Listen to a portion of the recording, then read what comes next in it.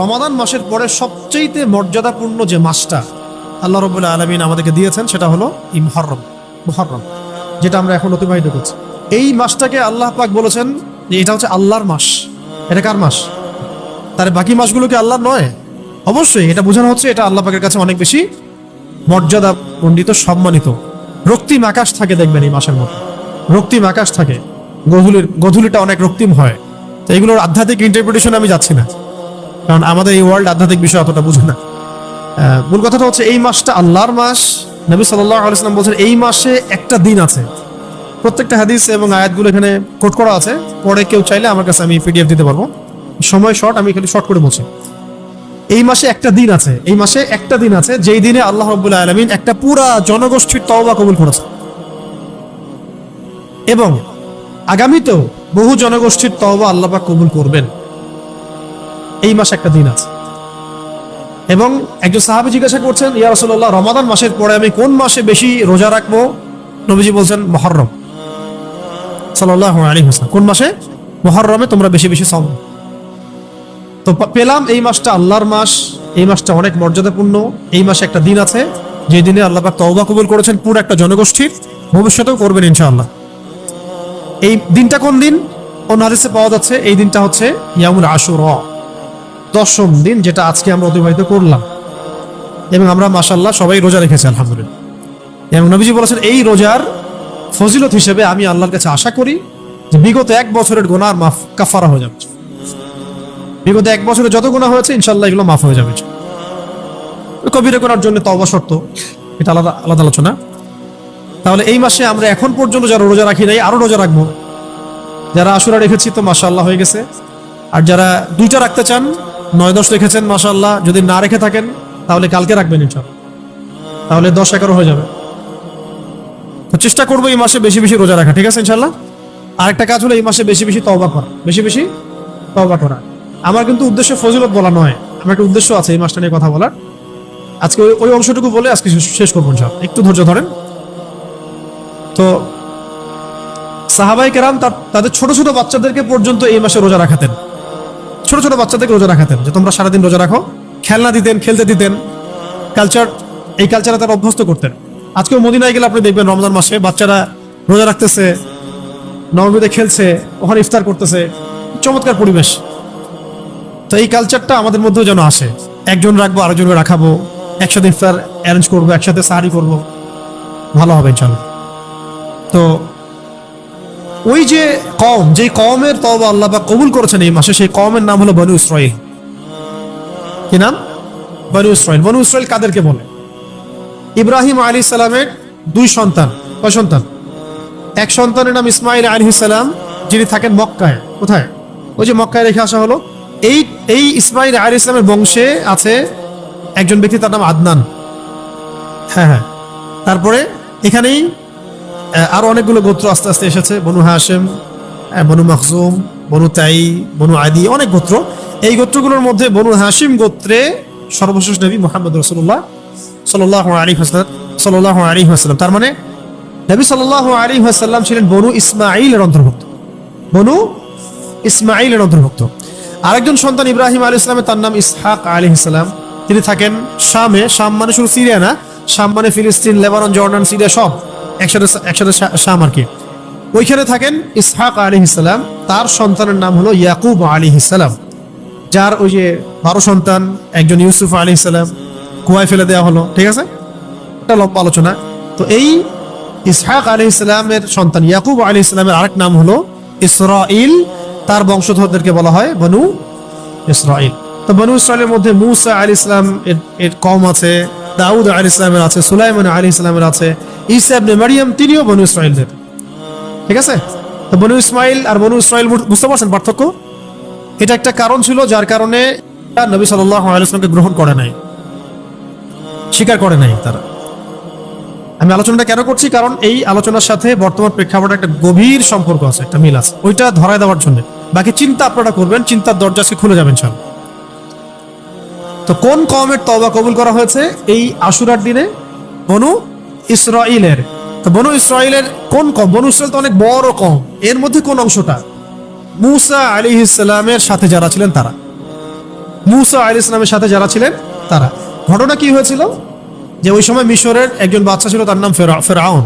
ফেরাউন একটা পদের নাম, তার নাম ছিল রেমেসিস টু। ফেরাউন একটা পদের নাম, তার নাম হচ্ছে মূলত নাম রেমেসিস টু। এর আগে ছিল রেমেসিস ওয়ান। যখন মূসা আলাইহিস সালাম এক ব্যক্তিকে ঘুষি মেরে ওখান থেকে চলে গেলেন, মনে আছে? ওইটা ছিল রেমেসিস ওয়ানের যুগ, রেমেসিস ওয়ানের যুগ। এরপরে যখন তিনি আবার ব্যাক করেছেন দাওয়াত নিয়ে, এটা ছিল রেমেসিস টু এর যুগ। রেমেসিস টু তার নাম ফেরাউন পদের নাম। তো এই ফেরাউনকে আল্লাহ রাব্বুল আলামিন দাওয়াত দিয়েছেন, মূসা আলাইহিস সালামকে পাঠিয়েছেন। ফেরাউনের অনেকগুলো ফল্ট ছিল, কুফর ছিল, শিরক ছিল। সে সন্তানদেরকে হত্যা করত, মেয়েদেরকে জীবিত রাখত। সে নিজেকে খোদা দাবি করেছিল, তাই তো? বলেছিল আনা রাব্বুকুমুল আলা। একটার পর একটা নিদর্শন আল্লাহ পাক দিয়েছেন, সে স্বীকার করে নাই। একটার পর একটা নিদর্শন আল্লাহ দেখিয়েছেন, সে ঈমান আনে নাই। বনু ইসরাইলের উপর নির্মম নির্যাতন করেছে ফেরাউন।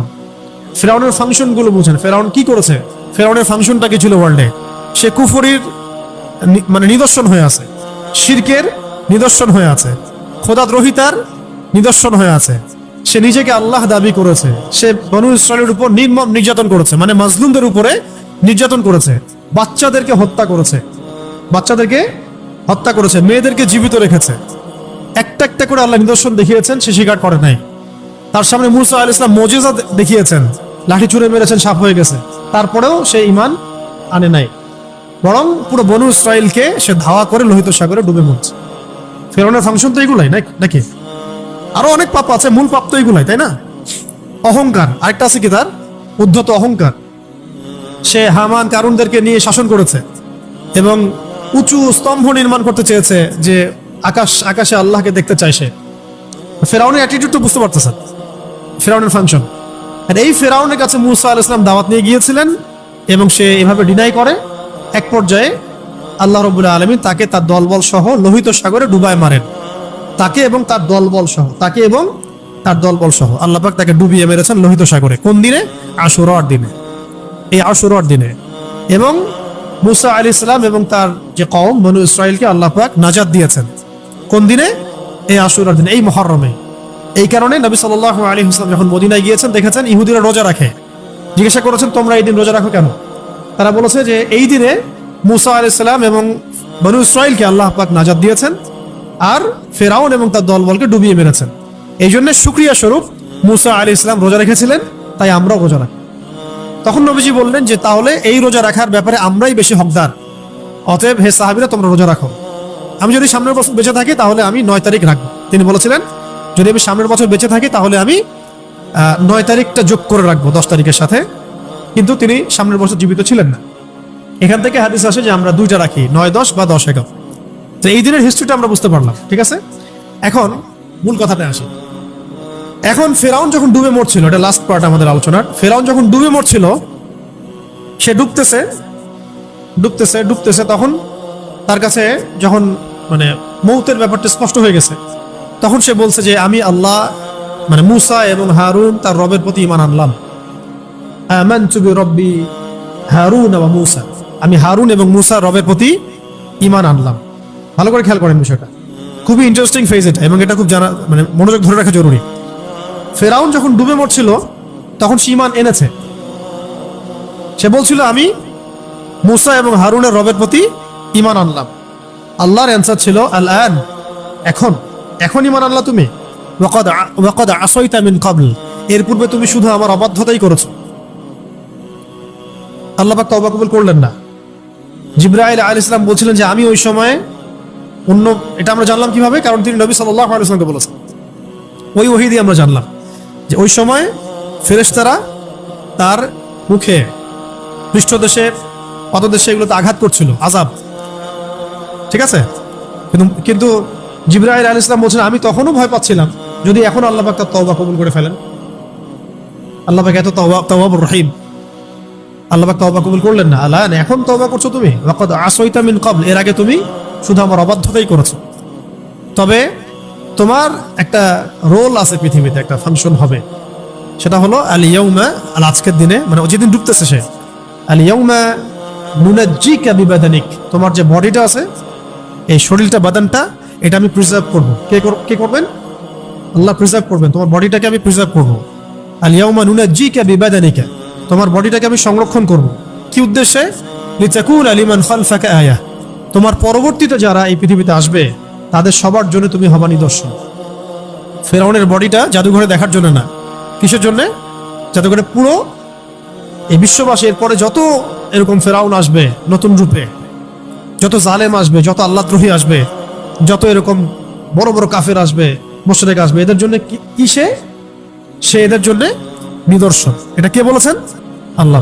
এখন মজার কথা হচ্ছে এই ফেরাউনের যে মমিটা আর কি, বা লাশটা, এটা কিন্তু এখন উদ্ধার হয়েছে না, বের করা হয়েছে। তো আপনারা কি বলতে পারবেন যে ফেরাউনের এই লাশটাকে কত সালে বের করা হয়েছে? কেউ কি বলতে পারবেন? বা কোন শতাব্দীতে? কারো আইডিয়া আছে কোনো? আচ্ছা, আমি বলে দিচ্ছি। ফেরাউনের যে এই লাশটা বা মমিটা, এটা কিন্তু লোহিত সাগরে ছিল। পরে এটাকে উদ্ধার করা হয়েছে বা পাওয়া গেছে আর কি, আবিষ্কৃত হয়েছে 1880 থেকে 90 সালের দিকে। 1880 থেকে 90 সালের দিকে। এখন যে সালটা আমি বলে দিলাম 1880-90, এর আগ থেকে নিয়ে ধরেন 1700-1800 সাল থেকে নিয়ে 2025 পর্যন্ত যে সময়টুকু, এই সময়ের মধ্যে ওয়ার্ল্ডে কি পরিবর্তন হয়েছে এটা নিয়ে আপনারা একটু ভাববেন। ওয়ার্ল্ডে নতুন নতুন কি আসছে, নতুন নতুন কোন কোন ক্রাইসিস আসছে, ঠিক আছে, কোন কোন জালেম সভ্যতার উত্থান হয়েছে, কত বড় বড় কাফেরদের আগমন হয়েছে, কোন ওয়ার্ল্ড অর্ডার আসছে, কিভাবে বিশ্ববাসীকে ডমিনেট করা হচ্ছে, হ্যাঁ, কারা এটা করতেছে, এই পিছনে কোন শক্তি কাজ করতেছে, এগুলো একটু ভাববেন, এই হিস্ট্রিটা একটু পড়বেন। একটু ইশারা দিলাম আর কি, সব খুলে বলতেছেন। 1880 সালের দিকে এই মানে ফেরাউনের মমিটাকে বের করা হয় এবং গবেষণা করে এটা প্রমাণ করা হয়েছে যে এটাই রেমেসিস 2 এর বডি ছিল। আচ্ছা, এখন আল্লাহ পাক তাকে কি উদ্দেশ্যে সংরক্ষণ করেছিলেন? যাতে সে পরবর্তীদের জন্য নিদর্শন হয়। আবু বকর সিদ্দিক রাদিয়াল্লাহু আনহুর সময় কি তার লাশটা আবিষ্কৃত হয়েছে? ওমর ইবনে খাত্তাবের সময়, ওসমান আলী তাদের সময় রাদিয়াল্লাহু আনহু আজমাইন হয় নাই। কখন হয়েছে? আমাদের থেকে বেশি দিন আগে নয়, 100, 200, 300 বছরের মধ্যেই। আমি বলছি লাস্ট 300 বছরে ওয়ার্ল্ডের অর্ডারে কি চেঞ্জ আসছে, ওয়ার্ল্ডের জুলুম, পাপাচার, ফাসেকি, শিরক, কুফর, আল্লাহদ্রোহিতা, নষ্টামি, ভণ্ডামি, দিনের বিকৃতি, এগুলোতে কি পরিবর্তন আসছে, নাস্তিকতা, আল্লাহদ্রোহিতা, এগুলো আপনারা একটু রিসার্চ করে দেখবেন এবং কারা এর পিছনে আছে, কারা এটা করতেছে, কোন সভ্যতা বা কোন শক্তি এর পিছনে আছে, কারা এই কাজটা করতেছে, এটা আপনারা একটু কি করবেন, গবেষণা করার চেষ্টা করবেন। আচ্ছা, এখন আসে এটা থিসিস করে নিতেন, এটাও থিসিসের একটা টপিক আর কি। তো আল্লাহ পাকের উদ্দেশ্য কি ছিল? এটা দিয়ে সতর্ক করা, নিদর্শন পরবর্তীদের জন্য। পরবর্তী কাদের জন্য? ভালো মানুষদের জন্য। কি ফেরাউন কি পরবর্তী ভালো মানুষদের নিদর্শন, নাকি যারা ফেরাউনের মতো রোল প্লে করবে আবার ওয়ার্ল্ডে তাদের জন্য নিদর্শন? কাদের জন্য? কারুন কাদের জন্য নিদর্শন? কারুন সেই সব সম্পদশালী যারা আল্লাহদ্রোহী, সম্পদের হক আদায় করে, ঠিক আছে।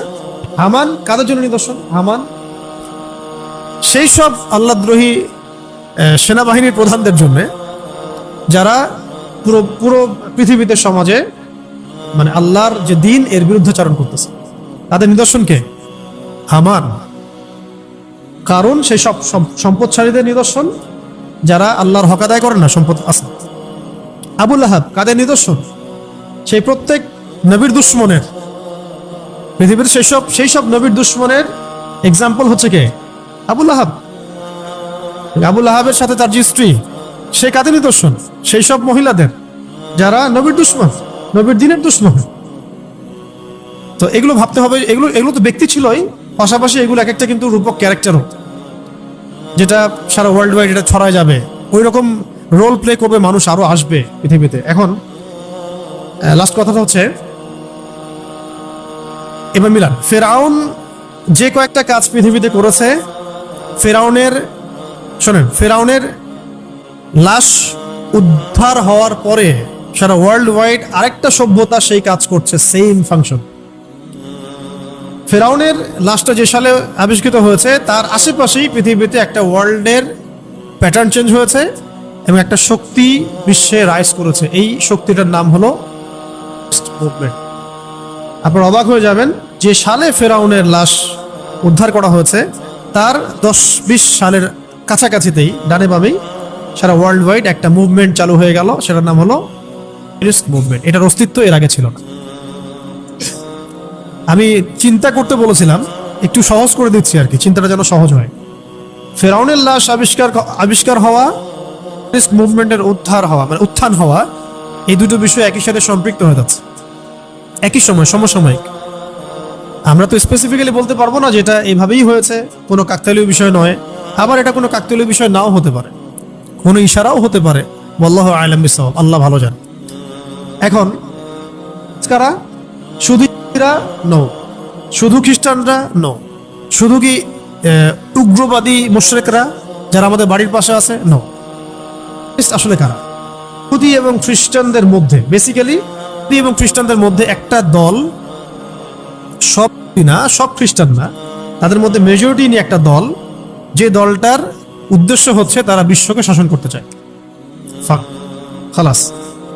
কারা? ইহুদি এবং খ্রিস্টানদের মধ্যে একটা গ্রুপ, একটা দল, যাদের মূল ভিশন হচ্ছে তারা they want to rule the world.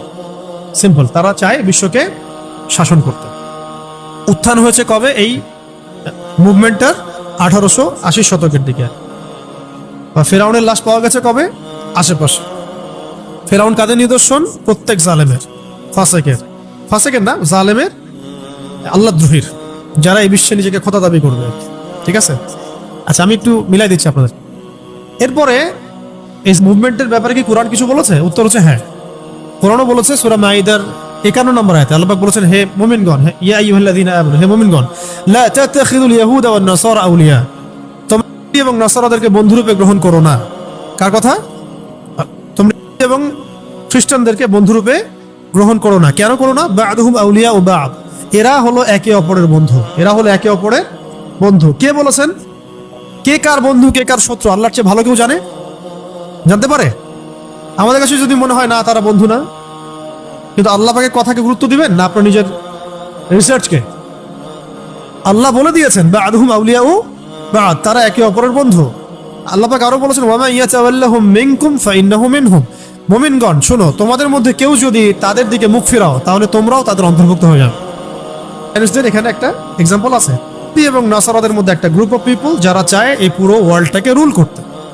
তাদের সাথে কি আরো কেউ আছে? উত্তর হ্যাঁ আছে। তাদের সাথে আর কে আছে? মুশরিকিন, যারা মুশরিক তারাও এদের সাথে আছে। এর দলিল কোথায় আছে? এর দলিল সূরা মাইদাতে আছে, সম্ভবত 90 কি 93 নম্বর আয়াতের দিকে। একটা হচ্ছে যে লাতাজিদান্না আশাদ্দান নাস আদাওয়াতান লিল্লাযীনা আমানুল ইয়াহুদ ওয়াল্লাযীনা আশরাকু। এটা হচ্ছে, হে নবী, আপনি মানুষের মধ্যে মুমিনদের সাথে শত্রুতা পোষণ করে সবচেয়ে বেশি, মানুষের মধ্যে মুমিনদের সাথে সবচেয়ে বেশি শত্রুতা যারা পোষণ করে তাদেরকে দেখবেন তারা হচ্ছে ইয়াহুদ এবং মুশরিকিন। ইয়াহুদ এবং মুশরিকিন, মুশরিক মানে কেন? যারা শিরক করে। আপনি হয়তো এখন বুঝতে পারছেন কেন ইসরায়েলের সাথে ইন্ডিয়ার এত বেশি, মোদি গভর্নমেন্টের এত বেশি আতাত। এটা আপনি এখন ক্লিয়ার হবে না। কোরআন কথা বলেছে, কোরআন আগেই বলে দিয়েছে, ইহুদ এবং মুশরিক তারা সবসময় থাকবে কি? মুসলিমদের এগেইনস্টে সবচেয়ে বেশি আগ্রাসী থাকবে তারা। আমরা তো বড় ইসরায়েল নিয়ে কথা বলছি, আমাদের বাড়ির পাশে নতুন ইসরায়েল আছে। তা আমরা পেলাম 3টে গ্রুপের নাম, ইহুদ, নাসারা, মুশরিকিন। তারা একে অপরের সাথে থাকবে। তো এই কারণে মুভমেন্টের মধ্যে আপনি দেখবেন যে এটা তো আছেই, বেসিক্যালি মূল ওদের ফাংশন করছে, তার সাথে আছে নাসারা, যেমন পশ্চিমা বিশ্ব, যেমন ন্যাটো, যেমন সিআইএ, যেমন মোসাদ, যেমন আইএমএফ, যেমন United Nations, world bank, America, Britain, France, সবাই এরা কার সাথে জোট করেছে? ইসরায়েলের সাথে। কোরআন কথা বলেছে, একদম স্পষ্ট করে দিয়েছে। কোরআনের এক একটা হরফ সত্য, এটা স্পষ্ট হয়ে গেছে এখন ওয়ার্ল্ড অ্যাফেয়ার্সে। এবং তাদের সাথে মুশরিকদেরও আতাত হয়ে আছে কিনা? সারা ওয়ার্ল্ডের মুশরিকরা একজোট হয়ে ওদের সাথে, এমনকি তাদের সাথে মুনাফিকরা, আরবের মুনাফিকরাও জোট গঠন করেছে, তাই না? তাহলে আমরা পেলাম যে জায়রুস মুভমেন্টের মধ্যে থাকছে কারা? ইয়াহুদ, মুশরিকিন, নাসারা এবং মুনাফিকরা। এবং এই আইডিওলজিক্যাল ওয়ার্ডগুলো দিয়ে যদি আপনি ওয়ার্ল্ড অ্যাফেয়ার্সকে ডিল করেন তাহলে দেখবেন পশ্চিমা বিশ্ব, ইসরায়েল, আমেরিকা, ইন্ডিয়ান রেজিম, এদিকে আপনার চাইনিজ রেজিম, রাশিয়ান রেজিম, সবাই ইন্টারনালি কানেক্টেড এগেনস্ট ইসলাম। একদম ভুল আছে, against Islam and Tawhid and Sunnah, against the দিন অফ আল্লাহ। এক কথায় এগেনস্ট দ্য দিন অফ আল্লাহ। তাদের উদ্দেশ্য কি? তারা এই ওয়ার্ল্ডটাকে কি করতে চায়? শাসন করতে চায়। আচ্ছা, একটু শাসন কি তারা করতে পারবে, বা তারা উদ্দেশ্যটা কি, এটাও কি কোরআন হাদিস স্পষ্ট করেছে কিনা? উত্তর হচ্ছে হ্যাঁ, হাদিস স্পষ্ট করেছে যে এই হোলি ল্যান্ডটাকে এবং তার অনুসারীরা দখল করবে। কোন হোলি ল্যান্ড? যেটাকে বলি আমি ইরাকের ইউফ্রেটিস থেকে নিয়ে রিভার নাইল পর্যন্ত, মানে মিশরের নীল নদ থেকে নিয়ে এই ইরাকের ইউফ্রেটিস পর্যন্ত, এই যে পুরো জায়গাটা, এটাকে বলা হয় হোলি ল্যান্ড। এই ল্যান্ডটাকে ইসরায়েল এবং তার অনুসারীরা দখল করবে এবং এখান থেকে আগামীতে 40 দিন ওয়ার্ল্ডকে শাসন করবে। এটা হাদিসে স্পষ্ট আছে। 40 দিন, যার প্রথম দিন হবে 1 বছরের সমান, সেকেন্ড ডে হবে 1 মাস, থার্ড ডে হবে 1 সপ্তাহ, বাকি দিনগুলো আমাদের দিনের মতো হবে। কিন্তু এটা পৃথিবীর সামনে আসছে, এটা নিশ্চিত। এবং পাওয়ার সম্পর্কে বলা হয়েছে তাকে এক সুপ্রিম একটা পাওয়ার দেওয়া হবে, একেবারে জান্নাত জাহান্নাম নিয়ে ঘোরার মতো অবস্থা হবে। ব্যাপারটা এমন না যে ডান হাতে জান্নাত থাকবে আসলে এই জান্নাতুল ফিরদৌস, বাম হাতে জাহিম, এমন না বিষয়টা। এটাও একটা রূপকতা আছে, মানে দাজ্জালকে যারা ফলো করবে সে তাকে সমৃদ্ধি দিবে, যে তাকে ফলো করবে না তাকে সে গাজ্জা বানাই দিবে, একেবারে তার জায়গাটা কি করবে? গাজ্জা বানাই দিবে। ওয়ার্ল্ডে তাই হচ্ছে। এমনকি আরবের মুনাফিকরা যারা ওর সাথে আতাত করেছে, দেখেন তারা কিন্তু সমৃদ্ধ লাইফ জীবনযাপন করছে, জালের অনুসারীরা তাদের কোনো ক্ষতি করছে না। একটা সিস্টেম? উত্তর হচ্ছে না। একজন ব্যক্তি কিন্তু তার অনুসারী থাকবে। এদেরকে আল্লাহ পাক চান্স দিয়েছিলেন কয়েকটা, তোমরা বাইতুল মুকাদ্দাসে থাকো, কিন্তু ওরা ফাসাদ সৃষ্টি করলো, আল্লাহ পাক সেখান থেকে বের করে দিলেন। এরপর আবার সুযোগ দিয়েছিলেন যে ঈসা আলাইহিস সালাম হচ্ছে মাসিহ, তাকে অনুসরণ করো, তোমরা সফল হবে।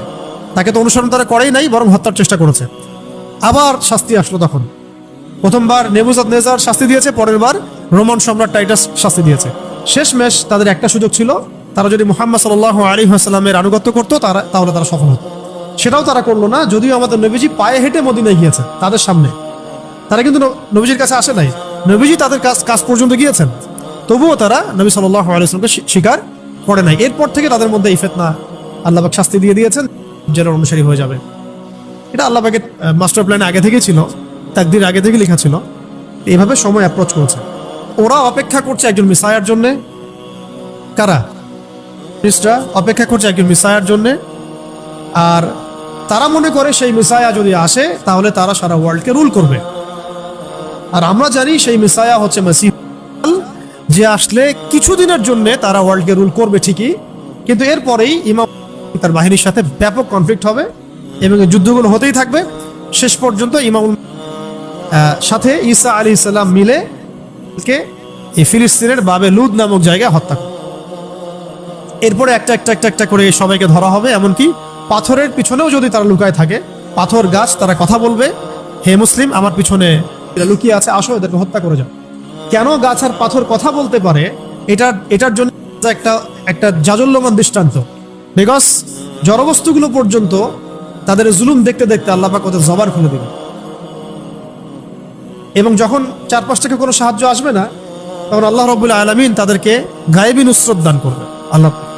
তাই আমরা একটা বিষয় স্পষ্ট করি যে এই জালেমদেরকে রেখে দিয়ে তাদের সাথে আতাত করে, তাদের কিছু অংশকে নিয়ে কিছু অংশকে না নিয়ে, তাদের মধ্যে একটা দলের এগেনস্টে কথা বলছি, আবার আরেকটা কান্ট্রির লেজুর ভিত্তি করছি, এইভাবে আপনি অন্যায়ের প্রতিবাদও করতে পারবেন না, এই বিশ্ব থেকে এই সমস্যাগুলোকে সমাধান করতে পারবেন, ওয়ার্ল্ড অর্ডারে চেঞ্জ আনতে পারবেন না। আমরা কিন্তু ফাংশনগুলো বুঝে ফেললাম। এখন একটু শেষ কথা হচ্ছে এটাই, ফেরাউন দেখেন, ফেরাউনের ডুবে মরা, লাশ উত্তোলন, ফেরাউনকে লাশকে প্রিজার্ভ করার উদ্দেশ্য, ওই একই সালে জায়নিস্ট মুভমেন্টের উত্থান, এবং ফেরাউন যে লাস্ট পয়েন্ট, ফেরাউন যে ফাংশন সারা ওয়ার্ল্ডে প্লে করেছিল, সেম ফাংশন একবারে to the point, same function Zionist movement play করছে কিনা এটা আপনারা নিজেরা আজকে বাসায় গিয়ে চিন্তা করুন। একদম সেম ফাংশন। ফেরাউন ছিল কাফের এবং কুফরি সভ্যতার নিদর্শন। আপনি দেখেন সারা ওয়ার্ল্ডে আছে গডলেস ওয়ার্ল্ড কায়েম করেছে, পুরো godless world, godless society. God শব্দটা বলছি ওদের ভাষায় আর কি, আমাদের ভাষায় না।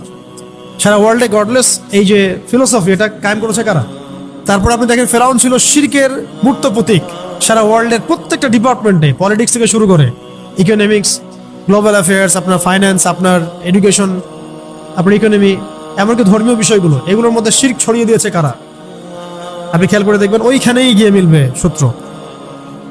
এই জন্য আমি বলি যে দাজ্জাল এবং তার অনুসারী জায়নিস্টরা পশ্চিমাদের আসল রূপ এবং আখিরুজ্জামান সম্পর্কে যদি আমরা জ্ঞান অর্জন না করি, আপনি পলিটিক্যাল বলেন, ইকোনমিক বলেন, সোশ্যাল বলেন, কোনো সমস্যার সমাধান খুঁজে পাবেন না। খালি অন্ধকারে হাতড়ে ফিরবেন এভাবে। সামান্য প্রযুক্তিগত উন্নয়ন দেখে আমাদের অনেকে ইমান চলে যাচ্ছে।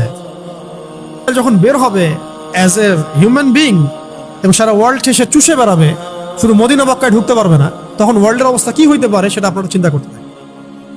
সামান্য একটা এলজিবিটি ফিতনা আমরা মোকাবেলা করতে পারি না, একটা কাদিয়ানি মুভমেন্টের ফিতনা মোকাবেলা করতে হিমশিম হয়ে যাচ্ছে মানুষ। এনজিওর ফিতনা আপনি মোকাবেলা করতে পারছেন না।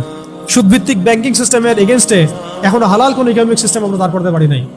পশ্চিমা তন্ত্রমন্ত্রের যে পলিটিক্যাল সিস্টেমগুলো, এগুলোর এগেনস্টে আমাদের ইসলামী খেলাফা ইমারগুলো কায়েম হচ্ছে না। আর জালের সাথে মোকাবেলা করে কি চারটাখানি কথা হবে? কি মনে করছেন? ফেরাউন ছিল শিরকের মূর্ত প্রতীক, এরা হচ্ছে এখন পৃথিবীতে শিরকের মূর্ত প্রতীক। ফেরাউন ছিল কুফরির মূর্ত প্রতীক, এরা হচ্ছে সারা ওয়ার্ল্ডে আল্লাহর দিনকে অস্বীকার করার মূর্ত প্রতীক হয়ে দাঁড়ায় আছে। ফেরাউন ছিল ইউযাববিহুনা আবনাআকুম, সন্তান ছোট ছোট বাচ্চাদেরকে হত্যাকারী। সারা ওয়ার্ল্ড ওয়াইড আপনি দেখবেন এখন পুরো মুসলিম সভ্যতার মধ্যে, স্পেশালি মুসলিমদের মধ্যে বাচ্চাদেরকে হত্যা করায় কারা এগিয়ে আছে? কারা করছে এই কাজগুলো? ওই জায়নিস্টরাই। গাজার 50,000 বাচ্চাকে হত্যা করেছে ওরাই। ইয়েমেনের বাচ্চাদেরকে ওরা মেরেছে, ইরাকের বাচ্চাদেরকে ওরা মেরেছে, আফগানের বাচ্চাদেরকে ওরা মেরেছে। অন্য কোনো শক্তি পারে নাই। আপনাকে মিলাতে হবে চেইনটা। ফেরাউন ছিল মেয়েদেরকে জীবন্ত রাখতো, মেয়েদেরকে রেপ করা, ধর্ষণ করা, কারাগারে নিক্ষেপ করা, মেয়েদের ইজ্জত নিয়ে ছিনিমিনি খেলা, মেয়েদের মধ্যে ফ্যামিলিস্ট রেভলিউশন ছড়া দেওয়া, মেয়েদেরকে দিয়ে সমাজে ফিতনা ছড়ানো। কারা করছে এই কাজটা? কারা করে যাচ্ছে এই কাজটা? কোনো মুসলিমরা করছে কি? এটা কি স্টার্টিং মুসলিমরা করেছে? মুসলিমদের মধ্যে কিছু মোনাফেক ওদের কাছে সোল্ড হয়ে গেছে, এটা আলাদা আলোচনা। কিন্তু শুরুটা হচ্ছে কোত্থেকে? এভাবে একটা একটা করে মিলান। সারা ওয়ার্ল্ড ওয়াইড মাদকের মূল কারিগর ওরাই, মিডিয়া দিয়ে তথ্য সন্ত্রাস ছড়ানোর মূল কারিগর তারাই। বড় বড় মিডিয়া প্রযুক্তিগুলো তাদের হাতের মুঠোয়।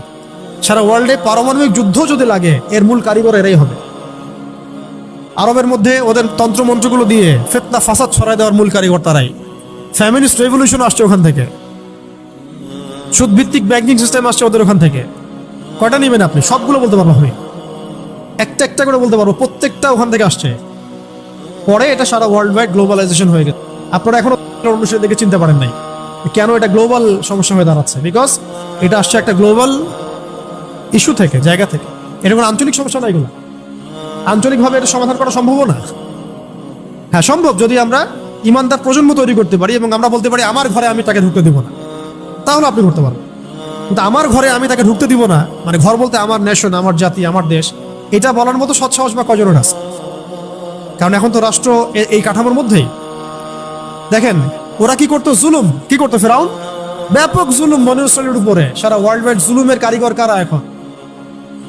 সারা ওয়ার্ল্ড ওয়াইড মানুষকে হত্যা করার কারিগর কারা? কাদের হাতে সারা বিশ্বের কোটি কোটি মানুষের রক্ত লেগে আছে? বলেন। এটাই। আপনি ফেরাউনের ফাংশনের সাথে এই মুভমেন্টের ফাংশনটা মিলান, আর ওর উত্থানের সাল, ফেরাউনের লাশের সাল, এটাও মিলান। আল্লাহ পাক সবার সামনে দৃষ্টান্ত স্থাপন করে দিয়েছেন। শুধু তাই না, সে কি করেছিল? আনা রব্বুকুমুল আ'লা। কে বলেছিল? আমি তোমাদের মহান রব। সারা বিশ্বের বুকে ধর্মকে সরাই দিয়ে খোদার আসনে বসার চেষ্টা করছে এই মুভমেন্টটা, জায়নিস্ট মুভমেন্ট। খেয়াল করছেন আপনারা? সারা ওয়ার্ল্ড ওয়াইড ধর্মের কনসেপ্টগুলোকে সরাই দিয়ে একটা নতুন কনসেপ্টের দিকে মানুষকে, হিউম্যানিজম, হ্যাঁ, তারপরে আরো কিছু আছে না ওদের কথা, কোনো ধর্মের প্রয়োজনে সব ধর্মই সমান, ধর্ম থেকে বের হও, এথিজমে চলে আসো, ধর্মের কোনো, এই যুগে আবার ধর্ম পালন করে মানুষ। পুরো ওয়ার্ল্ডকে ধর্মহীন করা এবং নিজেকে রবের আসনে বসানোর মূল কারিগরও এরাই সব ছড়িয়ে দিয়েছে সারা ওয়ার্ল্ড ওয়াইড। একটা একটা করে পাপের কথাই বলেন আর ফেরাউনের ফাংশনের কথাই বলেন, দেখবেন এগুলোর সাথে এদের সরাসরি কানেকশন আছে। ইভেন প্রযুক্তিগত উৎকর্ষের পিছনেও, নিউক্লিয়ার ওয়েপন্সের পিছনেও, মুসলিম নিধনের পিছনেও ইউনাইটেড নেশনস তো তারাই করেছে। ওয়ার্ল্ড ব্যাংক দিয়ে আমাদের রক্ত চোষা হয়েছে, এখনো হচ্ছে। ইসলামিক কারেন্সি উঠাই দেওয়া হয়েছে, কি করা হয় নাই? আর আমরা এগুলোকে মানে উন্নয়নের মানদণ্ড মনে করছি আর কি। শুধু তাই না, ইসলামিক খেলাফা ডিস্ট্রয় করেছে কারা? ওরাই। আমাদেরকে 57টা রাষ্ট্রে ভাগ করেছিল কারা? ওরাই। ওয়ান উম্মাহ কনসেপ্ট ভেঙে দিয়েছিল কারা? এরাই। আপনাকে আমাকে ন্যাশনালিজম গিলাইছে কারা? জাতীয়তাবাদ গিলিয়েছে কারা? এরাই। মুসলিমদেরকে কমিউনিস্ট বানিয়েছে কারা? এরাই। মুসলিমদের ব্যাংকিং এ সুদের এই 6 লাখ কারা ছড়িয়ে দিয়েছে? এরাই। কয়টা মিলাবেন আপনি? সেকুলার বানিয়েছে কারা সারা ওয়ার্ল্ডে? মুসলিমদেরকে সেকুলার কারা বানিয়েছে? এই মুভমেন্টটাই, যেটা একটা কুফরি তন্ত্র, যেটা থাকলে মানুষের ঈমান থাকে না। এখন সারা ওয়ার্ল্ডে পলিটিক্যালি সব সমস্যার সমাধান হিসেবে ডেমোক্রেসিকে উত্থাপন করেছে কারা? কারা? ওই লিঙ্কনের অনুসারীরাই। আপনি একটা একটা করে পয়েন্ট আজকে বাসায় গিয়ে ফাইন্ড আউট করবেন, ক্রাইসিস, দেখবেন সবগুলো লিঙ্ক আপনি এখানে পাবেন। এবং ফেরাউনের যে ফাংশন ছিল সারা ওয়ার্ল্ডে ওই সময়, সেই ফাংশনগুলো আপনি এদের সাথে মিল পাবেন। ফেরাউনের প্রত্যেকটা খাসলত, চরিত্র এবং কাজ এদের মধ্যে আপনি পাবেন। ওকে, শেষ কথা হচ্ছে এই ফেরাউনের শেষ পরিণতি কি হয়েছে? লাস্ট পয়েন্ট এটা। এই ফেরাউনের শেষ পরিণতি কি হয়েছিল? দাওয়াত পেয়েছে, তার কাছে নবী এসেছে, মুজিজা দেখেছে, ঠিক আছে, এখনো তারা দাওয়াত পাচ্ছে। শেষ নবীর অনুসারীরা তাদেরকে দাওয়াত দিচ্ছে, তাদের সাথে কনফ্লিক্ট হচ্ছে, দাওয়াতও পাচ্ছে তারা। তারা আল্লাহর নিদর্শন কিন্তু দেখছে। যতই আক্রমণ তার ইসলামের এগেনস্টে করছে, মুসলিমদের সংখ্যা বাড়ছে, ইসলাম শক্তিশালী হচ্ছে। তারা নাকানি চুবানি খাচ্ছে মুসলিমদের কাছে। যেই মুসলিমদের কোনো অস্ত্র নাই, কোনো ট্রেনিং নাই, কোনো প্রশিক্ষণ নাই, তাদের কাছে নাকানি চুবানি খেয়েছে। খাচ্ছে কিনা? একটা ফ্লো তো হচ্ছে, এগেনস্ট একটা ফ্লো সৃষ্টি হচ্ছে। এই যে আপনারা যে দাঁড়িয়ে রাখছেন, অথচ আপনাদের দাঁড়িয়ে রাখার কথা না, বিকজ দাঁড়িয়ে রাখার ফজিলত নিয়ে আপনাদের মনে হয় কোনো কিতাবে কোনো পড়াশোনা নাই। আছে? আছে কি? অনেস্টলি বলেন তো, আছে কিনা? কিতাবগুলো তো আছে, তো রাখলেন কেন? কিভাবে রাখলেন? বিকজ আল্লাহ রাব্বুল আলামিন ফেরাউনের এগেনস্টে মুসাকে দাঁড় করান। প্রত্যেক যুগে আল্লাহ পাক ফেরাউনের এগেনস্টে মুসাকে দাঁড় করান, এবং এই লাস্ট আখিরুজ জামানে এই গ্লোবাল ফেরাউনদের এগেনস্টে আল্লাহ পাক আমাদেরকে দাঁড় করিয়েছেন। সুবহানাল্লাহ। উম্মতে মুহাম্মাদিকে দাঁড় করিয়েছেন আল্লাহ রাব্বুল আলামিন। এটা আমাদেরকে বুঝতে হবে যে আমরা কার উম্মাহ। এখানে কোনো আর কোনো নবী আসবে না। এই ফাংশন প্লে করতে হবে আমাদেরকেই। এই ফেরাউনদের এগেনস্টে মুসার কাজ করতে হবে আমাদেরকেই, বিকজ আমরা মুহাম্মদ সাল্লাল্লাহু আলাইহি ওয়াসাল্লামের উম্মাহ। এবং শেষ পরিণতি কি হয়েছে? ফেরাউন এবং তার দলবল লোহিত সাগরে ডুবে মরেছে। জাস্ট একটু মনোযোগ দেন। ফেরাউন এবং তার দলবল লোহিত সাগরে ডুবে মরেছে, একসাথে না আলাদা আলাদা ভাবে? একসাথে এট এ টাইম। এবং বনু ইসরাইল, মুসা আলাইহিস সালাম নাজাত পেয়েছেন এই মুহররমে, এই আশুরায়। তার মানে ফেরাউন এবং তার দলবল যে ডুবে মরবে, এটা নিশ্চিত। এটা কি নিশ্চিত? কারণ ফেরাউন পরবর্তীতে যে নিদর্শন, আর মুসা আলাইহিস সালাম এবং তার অনুসারীরা যে নাজাত পাবে, বিজয়ী হবে, এটাও নিশ্চিত, এটাও লিখিত হয়ে গেছে। এখন আপনারা ক্যালকুলেট করবেন। আপনারা হয়তো অনেকে প্রশ্ন করেন যে সারা ওয়ার্ল্ড থেকে ইহুদিরা এসে এখানে কিভাবে আক্রা গাড়লো, কেন একটা জায়গা নিয়ে এত বেশি মাতামাতি করছে। আমি আপনাদেরকে বলে দিই, আল্লাহু আ'লাম বিস-সাওয়াব, আল্লাহ ভালো জানেন। এটা আমাদের ইন্টারপ্রিটেশন। সেটা হচ্ছে আল্লাহ রাব্বুল আলামিন যেভাবে লোহিত সাগরে পুরা ফেরাউন এবং তার দলবলকে ডুবাই মেরেছেন, ঠিক সেইভাবে আল্লাহ রাব্বুল আলামিন এই হোলি ল্যান্ডের মধ্যেই এই জায়নিস্টদের কবর রচনা করবেন ইনশাআল্লাহ। এই কারণে আল্লাহ পাক সমস্ত বিশ্ব থেকে এদেরকে একটা করে বাছাই করে করে এইখানে নিয়ে আসছেন। এটা আল্লাহ পাকের প্ল্যান। আল্লাহ পাক drag themselves to the Holi land. কথা বুঝতে পারছেন? আল্লাহ পাক টেনে নিয়ে আসছেন ওদেরকে হোলি ল্যান্ডের মধ্যে। এখানে ওরা রাজত্ব করতে পারবে না। পারবে কয়দিন বলছি? 40 দিন। ওদের মিসায়া আসার পরে, ওদের মিসায়া তাও আসার পরে আল্লাহ পাক ওদেরকে টেনে নিয়ে আসছেন একটা জায়গায়, যেখানে ঠিক ওই ফেরাউনের মতোই আল্লাহ পাক এই বিশ্বের এবং সামনের যে আধুনিক ফেরাউনগুলো আছে, এদেরকে এখানে ডুবায় মারবেন আল্লাহ রাব্বুল আলামিন। তবে এবার পানিতে ডুববে না, এবার ডুববে মুসলিমদের হাতে ইনশাআল্লাহ। এবার লোহিত সাগরে ডুববে না তারা, বরং এবার ডুববে ওই হোলি ল্যান্ডের মাটির নিচে ইনশাআল্লাহ। এবং এটা হবে ইতিহাসে সবচেয়ে শেষবারের মতো। এরপরে কোনো আল্লাহদ্রোহী শক্তি এই বিশ্বের মাথা চাড়া দিতে পারবে না। এরপর ঈসা আলাইহিস সালামের যুগ চলবে, 40 বছরের রাজত্ব চলবে। তার 40 বছরের শাসনে পুরা ওয়ার্ল্ড ওয়াইড গ্লোবাল খিলাফা কায়েম হবে। এরপরে মানুষ খারাপ হওয়া শুরু করবে, সেটা আলাদা আলোচনা, ওইটা আমরা পরে করবো ইনশাআল্লাহ। এটা নিয়ে আজকের আলোচনা না। আজকের এতটুকু অংশ যে দেখুন, যেভাবে ফেরাউন ফাংশন করেছে, এরাও সেভাবেই ফাংশন করছে, এবং তাদের কাজ ফেরাউনের কাজের মধ্যে কোনো পার্থক্য দেখা যাচ্ছে না। ফেরাউনের যে পরিণত হয়েছিল, এদেরও সেই পরিণত অচিরেই হবে, এটা নিয়ে কোনো ডাউট নাই।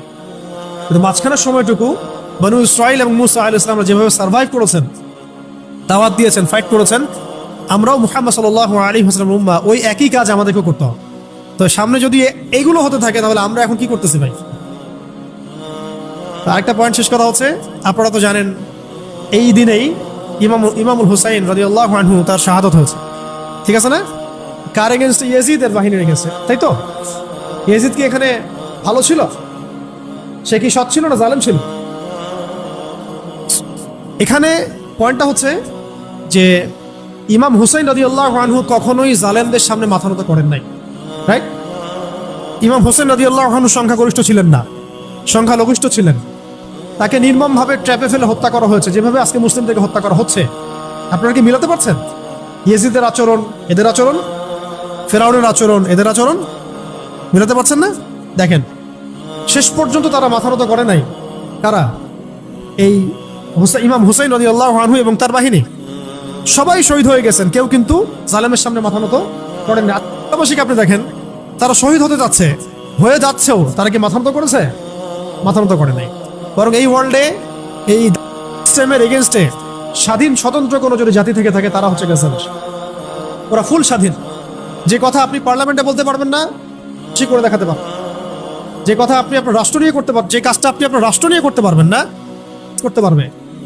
আমাকে যদি আপনি বাংলাদেশ দিয়ে দেন কালকে, আমাকে বলেন যে ভাই আপনি মিলিটারি নিয়ে ওদের সাথে যুদ্ধ করেন, কিছুই করতে পারবেন না, বিকজ আপনি এখন ওদের আন্ডারে দাসত্বে আছেন। তো ভাই বুলেট ছুটতে পারবে, কারণ সে ওদের আন্ডারে দাসত্বের মধ্যে নাই। সেম কাজ তার করতে পারবে, পারবে তারা করতে, কিন্তু আপনি পারবেন না, বিকজ আপনি সিস্টেমের আন্ডারে আছেন। এই সিস্টেমটার সাথে কুফরি না করা পর্যন্ত, এখান থেকে বের না হওয়া পর্যন্ত আপনি স্বাধীন হতে পারবেন না। কিম জং উন করতে পারতে পারে, আপনি পারবেন না, বিকজ ও সিস্টেমের বাইরে আছে। ওগুলো পরোয়া করেন। আমরা বুঝি না যে আসলে আমরা কার দাসত্ব করছি, এবং স্বাধীনতার মানেই বাকি। গাজাবাসী স্বাধীন, শহীদ হলেও স্বাধীন। এই আত্মা উড়ে চলে যাবে জান্নাত ইনশাআল্লাহ। ওই বাচ্চাদের আত্মাগুলো দিয়ে জান্নাত ভর্তি হয়ে যাচ্ছে আলহামদুলিল্লাহ। আমরা প্রজেক্টে কাজ করার সময় আমরা বলছিলাম সান্ত্বনা কিভাবে দিব, আমরা বলছিলাম এভাবে যে জান্নাত আপনাদের সোলগুলো দিয়ে জান্নাত ভর্তি হয়ে যাচ্ছে আলহামদুলিল্লাহ। এর চেয়ে বেশি কিছু বলার নেই আমাদের। আপনি খেয়াল করে দেখেন, ইমাম হুসাইন রাদিয়াল্লাহু আনহু তার যে চেতনা ছিল, আজকে আপনি দেখবেন প্যালেস্টাইনের আমাদের মুসলিম ভাইদের সেই চেতনা আছে। সপরিবারে নিহত হলেও তারা মাথা নত করছে না, পানি খেতে দিচ্ছে না কিন্তু তারা মাথা নত করছে না। খেয়াল করছেন কি? এখন ইমাম হুসাইন রাদিয়াল্লাহু আনহুর একটা আনফিনিশড কাজ ছিল, একটা আনফিনিশড একটা জব তার ছিল। সেটা কি জানেন? সেটা হলো ইয়াজিদ বাহিনীর গোড়া একেবারে শেষ করে ফেলা, কেটে ফেলা। ইয়াজিদ বাহিনী মানে জালেমদের গোড়াটাকে কেটে শেষ করে ফেলা, একটা কাজ ছিল কার? ইমাম হুসাইন রাদিয়াল্লাহু আনহু। এবং এই কাজেই তো তিনি যুদ্ধ করতে গিয়েছিলেন, তাই না? যাতে করে জালেমের শেকড়টা তিনি উপড়ে ফেলতে পারেন, এটা ছিল তার মিশন। কিন্তু শেষ পর্যন্ত সেই মিশনটা অ্যাচিভ হয় নাই, আল্লাহ পাক তাকে শাহাদাত দিয়েছেন আলহামদুলিল্লাহ। এখন ইমাম হুসাইন রাদিয়াল্লাহু আনহুর সেই যে আনফিনিশড জব, এই জবটা করতেই আসবেন ইমাম। বুঝতে পারছেন, মিলাইতে পারছেন? ইমাম হুসাইন রাদিয়াল্লাহু আনহুর যে আনফিনিশড একটা জব আছে বা ছিল ওই সময়, জালেমের গোড়া কেটে ফেলা, ওইটা করতেই আসবেন ইনশাআল্লাহ তাআলা ইমামুল। কার বংশ থেকে? তাদেরই বংশ থেকে, ফাতিমা রাদিয়াল্লাহু আনহারই বংশ থেকে। মিলাইতে পারছেন? কেন ইমামুল মাহদি ফাতিমা রাদিয়াল্লাহু আনহার বংশ থেকে আসবেন? বিকজ তার বংশে ইমাম হুসাইন রাদিয়াল্লাহু আনহুর একটা আনফিনিশড কাজ আছে এখনো ওয়ার্ল্ডে বাকি। সেটা হলো ওয়ার্ল্ডের তিনি যে সময় ওয়ার্ল্ডে আসবেন, ওই সময়ের ফেরাউন, ওই সময়ের জালেম, ওই সময়ের কাফের মুশরিকদের গোড়া কেটে ফেল। ওয়ার্ল্ড ওইদিকেই যাচ্ছে এবং ওয়ার্ল্ড অ্যাফেয়ার্স এভাবেই আগাতে থাকবে। মাঝখানে আমাদেরকে কিছু গোলক ধাঁধার মধ্যে ফেলে রাখা হয়েছে, পড়াশোনা, চাকরি, জব, এইটা সেটা, এবং পলিটিশিয়ানদের সামনে তো একটা বাক্স রাখা হয়েছে আর কি। ডানে যদি একটা পারমাণবিক বোম পড়ে, বামে একটা পারমাণবিক বোম পড়ে, তার কোনো মাথা ব্যথা নাই। মাথা ব্যথা হচ্ছে আমার ইলেকশন কবে দিবেন সেটা বল। বুঝতে পারছেন? আমাদের সামনে এইভাবে আমাদেরকে ধোঁকাবাজি মধ্যে রাখা হয়েছে। এগুলো কোনো সলিউশন না। সলিউশন হচ্ছে আমাদেরকে এই দাসত্ব থেকে বের হতে হবে, ওদের দাসত্ব থেকে বের হতে হবে। এটা আপনি এদিকে পারবেন না তো, বিকজ এই সিস্টেমটা ওদেরই। তো যাই হোক, তারপরে যদি বেশি সংখ্যক আমাদের ইসলামপন্থী ভাইরা ক্ষমতায় যেতে পারেন, তাহলে তো আমরা বলবো মাশাআল্লাহ, ভালো, অ্যাটলিস্ট ইসলামের জন্য ভালো। ঠিক আছে, ওটা আমরা বুঝি যেটা মন্দের ভালো, বাট এটা এই সিস্টেম আপনাকে এগেনস্টে লড়াই করতে দিবে না, বিকজ সিস্টেমটা ওদের নিয়ন্ত্রণের মধ্যে আছে। তো এখন শেষ কথা হচ্ছে, আমরা আজকের আলোচনার মধ্যে অনেকগুলো বিষয় আসছে। তো মূল কথাটা হচ্ছে আমাদেরকে আমাদের চিন্তার দরজাটা উন্মুক্ত করতে হবে, অতীত জানতে হবে, ইতিহাস পড়তে হবে, বর্তমান বুঝতে হবে, ইন ফিউচারে কি হচ্ছে এগুলো আমাদের মাথায় রাখতে হবে, এবং দিনের ইলম অর্জন করতে হবে, তাকওয়া, আল্লাহর আনুগত্য, রাসূলের আনুগত্য, জীবন নিয়ে সচেতন হওয়া, সাফল্যের সংজ্ঞা বোঝা। একদিনে তো সব আলোচনা হবে না। তো আজকে মুহররমের যে আলোচনাগুলো, এই যে মাস, এই মাসের তাৎপর্য, এই মাসের ফজিলত, এই মাসের সাথে কেন একটা কওমের নাজাত জড়িত আছে, তারা কি করেছিল, ফেরাউনের কি ফাংশন ছিল, ফেরাউন সারা ওয়ার্ল্ডে কি ফাংশন প্লে করেছিল, ওই ফাংশনের সাথে আজকে কোনো কওমের মিল আছে কিনা, এবং কেন তার যে মমিটা সেটা ওই সালেই বের হলো যেই সালে খ্রিস্টরা মুভমেন্ট শুরু করলো। তাহলে এখানে মাঝখানে আমাদের কাজটা কি? সেই ইমামুল হুসাইন রাদিয়াল্লাহু আনহুর যে কাফেলা, সেই চেতনা, সেই আদর্শ ধারণ করা এবং সেইভাবে নিজেদের জীবনটাকে প্রস্তুত করা। আল্লাহ পাক সেই সুযোগ দেন যেন সুযোগটা হাতছাড়া না হয়। ব্লাড খুব প্রেশিয়াস জিনিস, এটা যেখানে সেখানে দিতে হয় না। ব্লাড খুব প্রেশিয়াস একটা আমানত আল্লাহ পাকে, এটা যেখানে সেখানে দিতে হয় না। ডেমোক্রেসির জন্য ব্লাড দেওয়ার কোনো মানে নেই, কোনো মানে নেই। সেকুলারিজমের জন্য ব্লাড দেওয়ার মধ্যে কোনো সার্থকতা, কমিউনিজমের জন্য ব্লাড দিয়ে কোনো লাভ নাই, জাতীয়তাবাদের জন্য ব্লাড দিয়েও কোনো লাভ নেই। ব্লাড দিতে হবে আল্লাহর দ্বীনের জন্য, যেটা ইমাম হুসাইন রাদিয়াল্লাহু আনহু দিয়েছেন। তিনি ন্যাশনালিজমের জন্য দেন নাই, তিনি কোনো তন্ত্রমন্ত্রের জন্য দেন নাই, তিনি দিয়েছেন কার জন্য? আল্লাহর জন্য। তো আগামী দিনগুলোতেও জালেমদের পতন হবে ইনশাআল্লাহ। ঠিক যে পরিণতি হয়েছে ফেরাউনের, সেটা হবে এই যুগের ফেরাউনদেরও। আল্লাহ পাক ওদেরকে এক জায়গায় জড়ো করেছেন একসাথে ধ্বংস করার জন্য। অতএব এখন যা হচ্ছে আমাদের সামনে, এগুলো নিয়ে মোটেই বিচলিত হবেন না। ভাববেন না যে আমাদের শক্তি কম, আমরা পারছি না, মুসলিমদের মনে হয় আর উন্নতি হবে না, সব শেষ হয়ে যাচ্ছে। মোটেই না, এগুলো হচ্ছে একটা পরীক্ষা। আল্লাহ পাক দেখতে চাচ্ছেন যে আমরা পরীক্ষায় কতটুকু ভালো করি, কতটুকু খারাপ করি, এবং এগুলোর মধ্য দিয়ে আল্লাহ পাক আমাদেরকে তৈরি করতে চাচ্ছেন। ওয়ার্ল্ডের এগুলো স্পষ্ট হওয়ার পরেও যদি আমাদের চোখ না খোলে, তাহলে বলতে হবে আমাদের আধ্যাত্মিক অন্ধত্ব আছে। এই অন্ধত্ব দূর করার জন্য আমরা সবাইকে বেশি বেশি তাজকিয়ার চর্চা করতে হবে, দিনের প্রত্যেকটা বিষয়ে, বেসিক ফান্ডামেন্টাল বিষয়কে মেনে চলতে হবে। আল্লাহ পাক আমাদের সবাইকে আজকের আলোচনার মূল বিষয়গুলো বোঝার তৌফিক দান করেন। এবং মানে আমি চাচ্ছি ক্রিয়েটিভ কিছু থিঙ্কার তৈরি হোক, মানে ক্রিয়েটিভ থিঙ্কার আমাদের দরকার। আচ্ছা, একটা জিনিস পড়লাম, মুখস্থ করলাম না, আপনি ভাবেন, চিন্তা করেন। আমি যেগুলো বললাম সেগুলো সব না, আর অনেক চিন্তা আসতে পারে এখানে, আর অনেক চিন্তা আসতে পারে। লাস্ট 300 বছরের হিস্ট্রি জানা দরকার, ওদের ফাংশন জানা দরকার, ওদের প্ল্যান জানা দরকার, ঠিক আছে? এবং আমাদের ল্যাকিংসগুলোকে ফাইন্ড আউট করা দরকার, এবং আমাদের ক্রাইসিসগুলো লিস্ট আউট করা এবং সলিউশন কি হতে পারে এটা আমাদেরকে বের করতে হবে। আজকে এগুলো বলে দিব না, আপনারা নিজেরা এগুলো ফাইন্ড আউট করবেন। পরে ইনশাল্লাহ কোনো একদিন আমরা চলমান সংকট সমাধান এগুলো নিয়ে কথা বলবো ইনশাল্লাহ। ঠিক আছে, আজকে এইটুক থাক, অনেক দেরি হয়ে গেছে। আপনাদের সবাইকে জাযাকুমুল্লাহ খায়রান আজকের এই আয়োজনটাকে সফল করার জন্য। ইনশাআল্লাহ আল্লাহ পাক চাইলে আমরা প্রতি মাসে একটা করে দার্স চালু রাখতে পারি ইনশাআল্লাহ। তো সবাই দোয়ায় শরীক হই, সামান্য একটু দোয়া করা উচিত। আমরা দোয়া করি, সবাই আমিন বলবো। আমরা দোয়া করি যেন আল্লাহ পাক আমাদের সবাইকে দ্বীনের সহি বুঝ দান করেন, হৃদয়ের অন্ধত্বগুলো দূর করে দেন, এবং আল্লাহর দ্বীনের যে জ্ঞান অর্জন না করলে আমরা মুমিন থাকতে পারছি না, ওই জ্ঞানটুকু অর্জন করার তৌফিক দান করেন। যা জ্ঞান হাসিল করব এই অনুযায়ী আমল করার তৌফিক দান করেন। লাইফ সম্পর্কে সিরিয়াস হওয়ার তৌফিক দান, এবং সাফল্যের মানে অরিজিনাল যে ডেফিনেশন এটা বোঝার তৌফিক দান। নিজের লাইফের রোডম্যাপ সাজিয়ে ফেলার তৌফিক দান করেন, এবং চিন্তার জগৎটা আল্লাহ পাক উন্মুক্ত করে দেন। আরও বলবো যে বর্তমান সময়ের যে মানে ইসলাম বিরোধী যে তৎপরতাগুলা, এগুলো বোঝার তৌফিক আল্লাহ পাক আমাদেরকে দান। এদের এগেনস্টে আমরা কিভাবে কাজ করব, এটাকে ঠান্ডা মাথায় বসে বুঝে ঐক্যবদ্ধভাবে কাজ করার তৌফিক দান। একা একা আপনি এই প্রবলেমগুলো সলভ করতে পারবেন না। তাই আমরা মাশওয়ারা ভিত্তিক চলবো ইনশাআল্লাহ, প্রজ্ঞা অবলম্বন করব, সবাইকে দাওয়াত দিব, দাওয়াতের মেহনত অব্যাহত রাখবো। ইনশাআল্লাহ বিজয় আমাদের হাতে লেখা আছে, আমাদের কপালেই বিজয় লেখা আছে। এটা কোরআন বলছে, হাদিস বলছে, এবং আমি বললাম তো আখিরুজ্জামানের পুরো সিলসিলাটাই বলে দিচ্ছে যে সামনে কি হবে।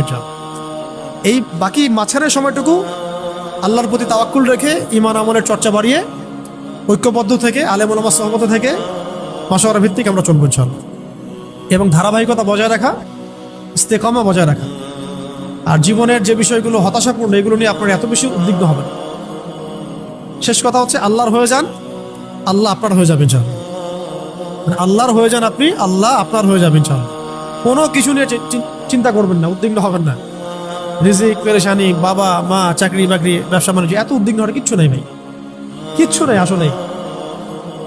রিজিক আল্লাহ দিবেন, সমস্যা আল্লাহ সলভ করবেন, আপনার প্ল্যান, আপনার লাইফ নিয়ে আল্লাহ পাকের মাস্টার প্ল্যান আছে। আপনার লাইফ নিয়ে কার মাস্টার প্ল্যান আছে? আল্লাহ পাকের। আপনি আল্লাহর কাছে ছেড়ে দেন সবকিছু, চেষ্টা করেন কিন্তু আপনি আল্লাহর কাছে ছেড়ে দেন, আল্লাহর আদেশ নিষেধ মেনে চলেন, আল্লাহ আপনার জন্য যথেষ্ট হয়ে যাবে। তো শেষ কথা হচ্ছে হাসবুনাল্লাহ ওয়া নি'মাল ওয়াকিল। হাসবুনাল্লাহ ওয়া নি'মাল ওয়াকিল। দোয়া পড়েন সুবহানাকা আল্লাহুম্মা ওয়া বিহামদিক আশহাদু আল লা ইলাহা ইল্লা আনতা আস্তাগফিরুকা ওয়া আতুবু ইলাইক।